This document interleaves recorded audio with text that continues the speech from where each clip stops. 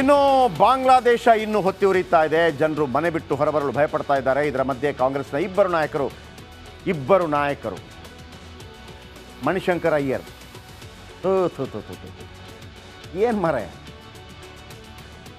ಬಾಯಿನ ಗಟಾರ ದೇಶದ ಬಗ್ಗೆ ಮಾತಾಡ್ತೀರಲ್ಲ. ಹಿಂಗೆ ಇಷ್ಟು ವರ್ಷಗಳ ಕಾಲ ಆಡಳಿತ ಮಾಡಿದ್ದೀರಿ, ಅನುಭವಿಸಿದ್ದೀರಿ.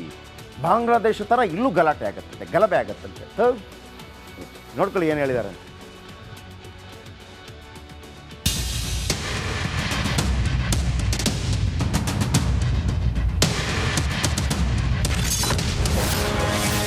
ಭಾರತಕ್ಕೂ ಬರುತ್ತಂತೆ ಬಾಂಗ್ಲಾದೇಶದ ಸ್ಥಿತಿ. ಕಾಂಗ್ರೆಸ್ ವಿವಾದ ಪುರುಷರಿಗೆ ದೇಶದ ಚಾಟಿ.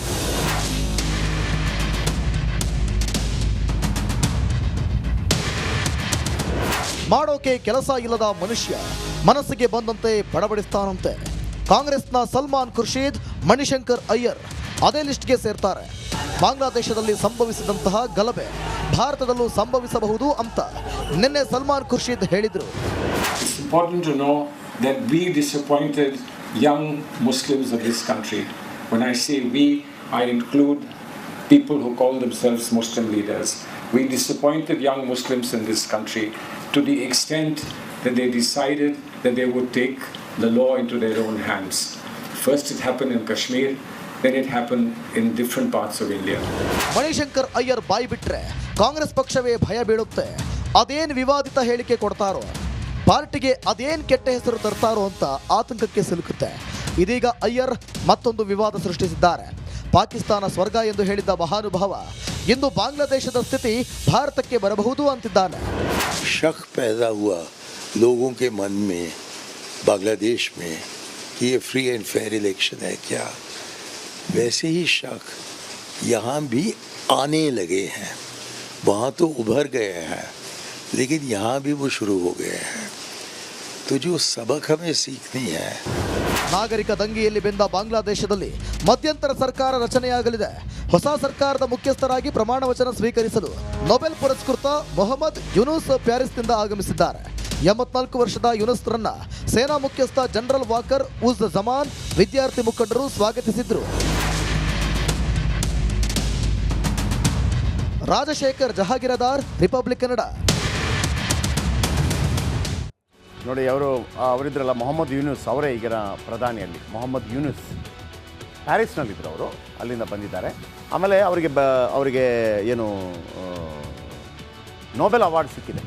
ನಾನು ಹೇಳಿದ್ನಲ್ವಾ, ಮೈಕ್ರೋ ಫಿನಾನ್ಸಿಂಗ್ ಸಣ್ಣ ದುಡ್ಡು.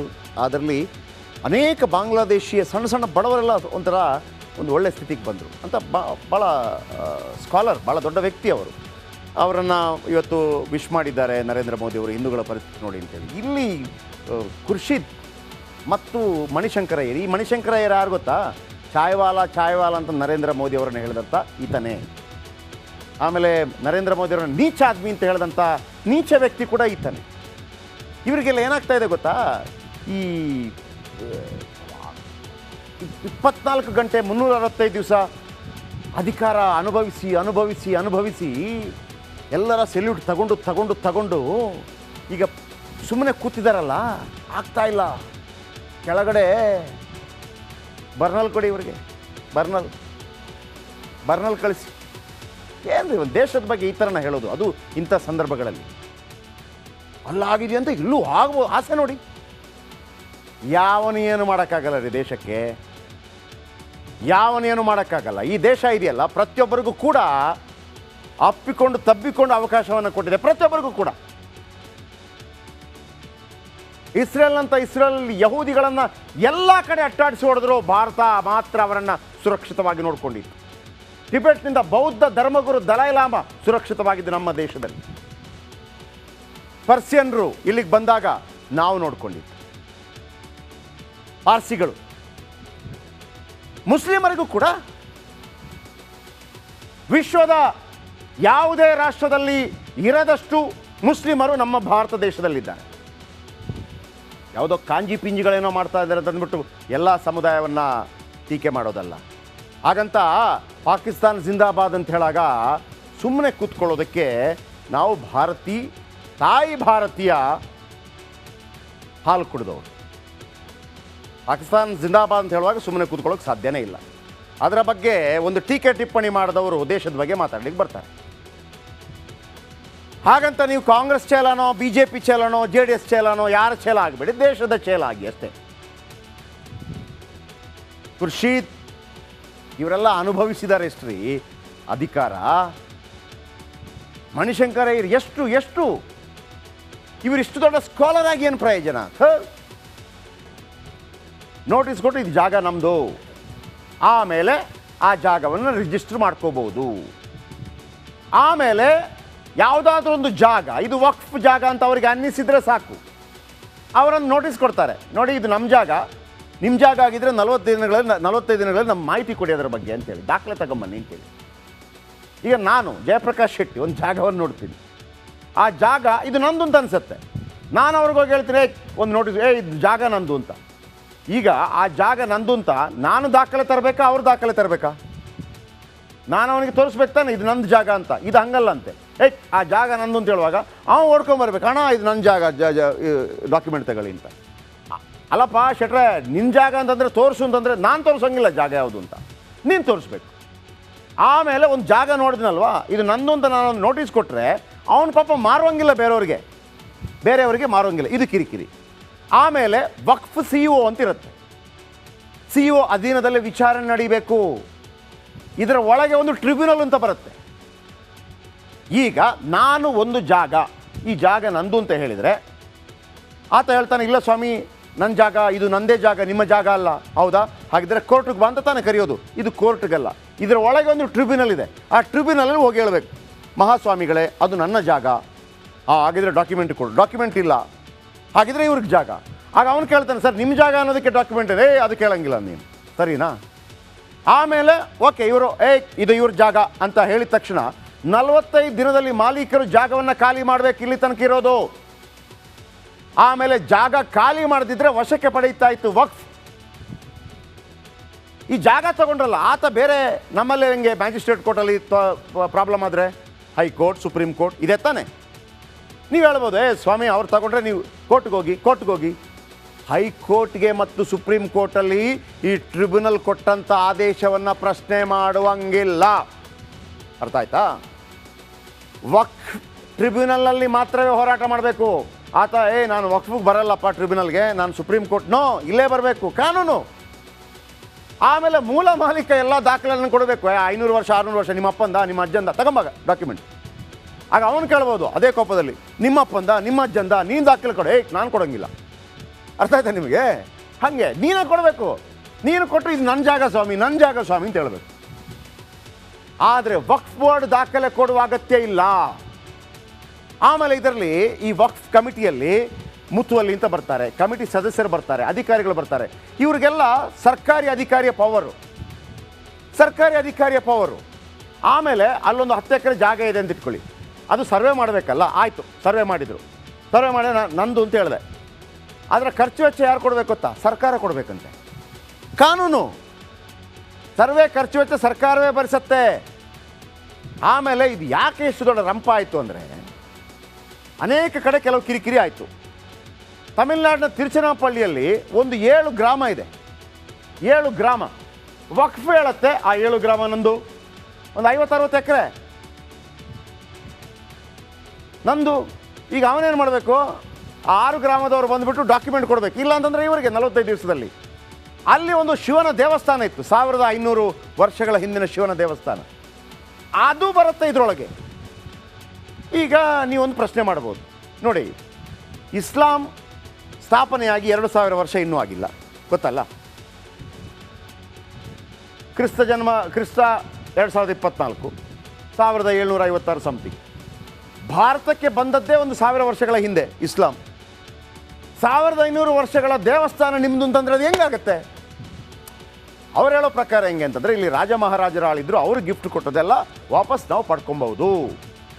ಆಮೇಲೆ ಸೂರತ್ನಲ್ಲಿ ಒಂದು ಮುನ್ಸಿಪಲ್ ಆಫೀಸ್ ಹಳೇದು ನಮ್ಮದು ಅಂತ ಹೇಳ್ಬಿಟ್ರು. ಈಗ ಒಂದು ಮಜಾ ಇದೆ, ಇನ್ನೊಬ್ಬ ಈ ತಾಜ್ ಮಹಲ್ ನಮ್ಮದು ಅಂತ ಹೇಳ್ಬಿಟ್ಟ, ವಕ್ಫ್ದು ಅಂತ. ಮಧ್ಯಪ್ರದೇಶ ಕೋರ್ಟ್ ಅದನ್ನು ಏನು ಹೇಳ್ತಾ ಆಮೇಲೆ ಹೇಳ್ತೀನಿ. ಈ ನಡುವೆ ಅನ್ವರ್ ಮಾನಿಪ್ಪಾಡಿ ಅಂತ ಒಬ್ಬರಿದ್ದರು ಕರ್ನಾಟಕದಲ್ಲಿ, ಗೊತ್ತಲ್ಲ ನಿಮಗೆ ಅನ್ವರ್ ಮಾನಿಪ್ಪಾಡಿ. ಅವರೊಂದು ಕಮಿಟಿ ಒಂದು ವರದಿ ಕೊಡ್ತಾರೆ ವಕ್ಫ್ ಬಗ್ಗೆ, ಅದ್ಭುತ ವರದಿ. ಅದರಲ್ಲಿ ಕರ್ನಾಟಕದ ರಾಜಕಾರಣಿಗಳು ಹೆಂಗೆ ನುಂಗಿ ನೀರು ಕುಡಿದ್ರು ಅಂತ ಬರೀತಾರೆ ಅನ್ವರ್ ಮಾನಿಪ್ಪಾಡಿ. ಅವ್ರು ಹೇಳ್ತಾರೆ ವಕ್ಫ್ ಸರಿ ಇಲ್ಲ ಸ್ವಾಮಿ ಅಂತ ಹೇಳ್ತಾರೆ. ಹಾಗಾದರೆ ವಕ್ಫ್ ಬೇಕು ಸ್ವಾಮಿ, ನಾನು ಈಗ ಮತ್ತೆ ಹೇಳ್ತಾ ಇದ್ದೀನಿ. ಆದರೆ ಇಲ್ಲಿ ಅದು ಮುಸ್ಲಿಮರ ಶ್ರೇಯೋಭಿವೃದ್ಧಿಗೆ, ಬಡವರಿಗೆ ಸಿಗಬೇಕಾದ್ದು ರಾಜಕಾರಣಿಗಳು ತಿಂದು ಮಜಾ ಮಾಡ್ತಾ ಇದ್ದಾರೆ. 2012ರಲ್ಲಿ ಸ್ಫೋಟಕ ವಿಚಾರ ಹೇಳಿದರು ಅನ್ವರ್ ಮಾನಿಪ್ಪಾಡಿ ತಮ್ಮ ವರದಿಯಲ್ಲಿ. ಈಗಲೂ ಇದೆ. ಒಬ್ಬನಿಗೂ ಅದನ್ನು ಟೇಬಲ್ ಮಾಡೋ ಧೈರ್ಯ ಇಲ್ಲ. BJPಗಿಲ್ಲ, ಕಾಂಗ್ರೆಸ್ಗಿಲ್ಲ, JDSಗಿಲ್ಲ ಧೈರ್ಯ ಇಲ್ಲ ಒಬ್ಬರು ಕೂಡ. ಯಾಕಂದರೆ ದೊಡ್ಡ ದೊಡ್ಡ ತಲೆಗಳು ಬೀಳುತ್ತೆ. ಅವ್ರು ಹೇಳ್ತಾರೆ ಕರ್ನಾಟಕ ವಕ್ಫ್ ಬೋರ್ಡ್ನಲ್ಲಿ ಬ್ರಹ್ಮಾಂಡ ಭ್ರಷ್ಟಾಚಾರ ನಡೆದಿದೆ ವಿತ್ ಡಾಕ್ಯುಮೆಂಟ್. ಕರ್ನಾಟಕದ ಮುಸ್ಲಿಂ ನಾಯಕರಿಂದ, ಪ್ರಭಾವಿಗಳಿಂದ 29,000 ಎಕರೆ ವಕ್ಫ್ ಭೂಮಿ ಕಬ್ಜಾಗಿದೆ. ಅತಿಕ್ರಮ, ಒಳಗೆ ಗುಳುಂ ಸ್ವಾಹ ಆಗಿದೆ. ಯಾರಿಂದ? ರಾಜ್ಯದ ಮುಸ್ಲಿಂ ನಾಯಕರಿಂದಲೇ ವಕ್ಫ್ ಭೂಮಿ ಕಬ್ಜಾ ಆಗಿದೆ. ಅವ್ರು ಹೇಳ್ತಾರೆ ಕರ್ನಾಟಕ ಒಂದರಲ್ಲೇ 2 ಲಕ್ಷ ಕೋಟಿ ಮೊತ್ತದ ಆಸ್ತಿಗಳ ದುರ್ಬಳಕೆ. 2 ಲಕ್ಷ ಕೋಟಿ ಮೊತ್ತದ, 2 ಲಕ್ಷ ಕೋಟಿ ಅಂದ್ರೇನು? ಕರ್ನಾಟಕದ ಬಜೆಟ್ ಎಷ್ಟು ಗೊತ್ತಾ? 3,75,000 ಕೋಟಿ. ಆದರೆ ಅರ್ಧ ಎಷ್ಟಾಗುತ್ತೆ? 1,85,000 ಸಮಥಿಂಗ್. ಇದು 2 ಲಕ್ಷ ಕೋಟಿ, ಅರ್ಧ ಬಜೆಟ್ಗಿಂತ ಜಾಸ್ತಿ. ಈ ನಡುವೆ ಇನ್ನೊಂದು ಹೇಳ್ಬಿಡ್ತೀನಿ. ನಮ್ಮಲ್ಲಿ ಗೊತ್ತಾಯ್ತಲ್ಲ, ಇವರು ಹೇಳಿದರು ವಕ್ಫ್ ಒಂದು ಯಾರ ಜಾಗವನ್ನು ಕೂಡ ನೀವು ಅತಿಕ್ರಮಿಸ್ಕೋಬೋದು. ನಾಳೆ ಬಹುಶಃ ಈ ರಾಯಚೂರು ಅಂದರೆ ಮಂತ್ರಾಲಯ ಇದೆಯಲ್ಲ, ಮಂತ್ರಾಲಯಕ್ಕೆ ಒಂದು ಕತೆ ಇದೆ, ಮುಸ್ಲಿಂ ದೊರೆ ಕೊಟ್ಟದ್ದು ಅಂತ. ನಾಳೆ ಅದನ್ನು ಕೇಳ್ಬೋದು. ನಮ್ಮದು ಕೊಟ್ರಪ್ಪ ವಾಪಸ್, ಯಾರು ಕೇಳೋಂಗಿಲ್ಲ. ಆಯಿತು. ಇನ್ನೊಂದು ಮಜಾ ಏನಪ್ಪ ಅಂತಂದರೆ, ನಮ್ಮ ಭಾರತ ದೇಶದಲ್ಲಿ ಅತೀ ಸ್ಟ್ರಾಂಗ್ ಆಗಿರುವಂಥದ್ದು ಯಾವುದು? ಮಿಲಿಟ್ರಿ. ಅಲ್ಲಿ ಎಲ್ಲೋ ಮಿಲಿಟ್ರಿ ಜಾಗ ಕೇಳಿದಿರ್ತಾನೆ. ಇಡೀ ಭಾರತದಲ್ಲಿ ಮಿಲಿಟ್ರಿ ಜಾಗ ಇರೋದು 18 ಲಕ್ಷ ಎಕರೆ. ಎಷ್ಟು? 18 ಲಕ್ಷ ಎಕರೆ ಇಡೀ ಮಿಲಿಟ್ರಿ. ಎರಡನೇದು ಅತಿ ಹೆಚ್ಚಿರೋದು ಯಾರು ಗೊತ್ತಾ? ರೈಲ್ವೆ ಎಲ್ಲೆಲ್ಲಿದೆ ನಿಮ್ಗೆ ಗೊತ್ತು? ರೈಲ್ವೆದೆ ಎಲ್ಲ ಕಡೆ. ಎಷ್ಟಿದೆ? 12 ಲಕ್ಷ ಎಕರೆ. ಎಷ್ಟು? 12 ಲಕ್ಷ ಎಕರೆ. ವಕ್ಫುದು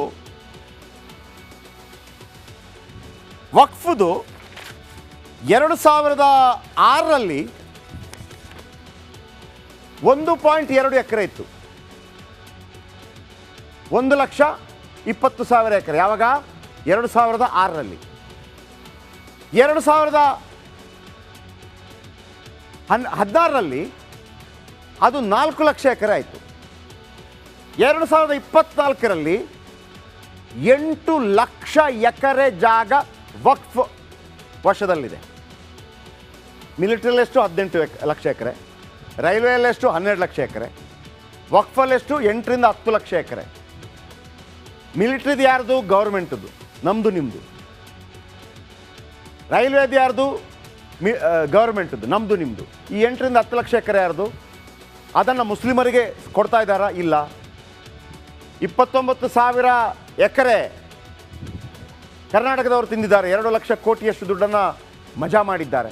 ಆಮೇಲೆ ಕೇವಲ ಮುಸ್ಲಿಮರು ಮಾತ್ರವಲ್ಲ, ಅನ್ವರ್ ಮಾನಿಪ್ಪಾಡಿ ರಿಪೋರ್ಟ್ ಪ್ರಕಾರ ಇನ್ನೂ ಅನೇಕ ನಾಯಕರುಗಳ ಹೆಸರುಗಳಿದೆ. ಬರುತ್ತೆ.